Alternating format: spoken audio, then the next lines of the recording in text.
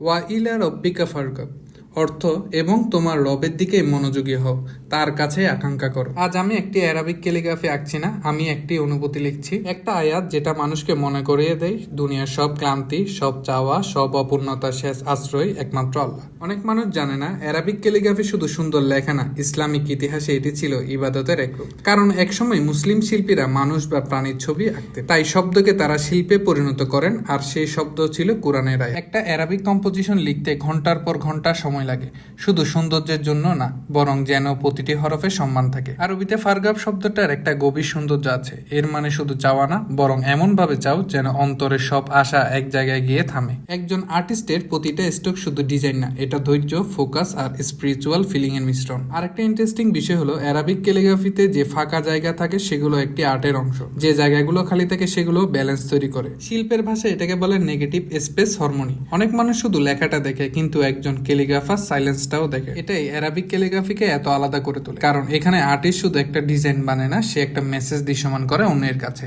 আমরা সবাই কিছু না কিছু চাই, কেউ সফলতা, কেউ ভালোবাসা, কেউ শান্তি, কেউ এমন একটি জীবন যেখানে ভয় কম থাকবে। কিন্তু কোরআনের এই আয়াত যেন খুব নর্মাল ভাবে বলে, সব চাওয়া শেষে তোমার অন্তরের আসল আকাঙ্ক্ষা যেন রবের দিকেই থাকে। আর জানেন, পুরনো ক্যালিগ্রাফারদের মধ্যে অনেকে বিশ্বাস করতেন একজনের হ্যান্ডরাইটিং তার ক্যারেক্টার রিফ্লেক্ট করে, তাই তারা শুধু হাত না, নিজের ধৈর্য ট্রেন করতেন। এই আয়াতটা আমার কাছে খুব পার্সোনাল, কারণ জীবনে যখন মানুষ হতাশ হয় তখন সে অনেক কিছুর দিকে ছুটে যায়, কিন্তু এই ছোট্ট আয়াত মনে করিয়ে দেয় শেষ পর্যন্ত হৃদয়ের শান্তি একমাত্র রবের কাছেই। তাই আজকের এই ক্যালিগ্রাফিটি শুধু একটি পেন্টিং না, এটা একটা রিমাইন্ডার, যখন সবকিছু কমপ্লিকেটেড লাগে তোমরা রবের দিকে ফিরে যাও। আজ এই পর্যন্ত, ফলো করতে ভুলো না। টাটা।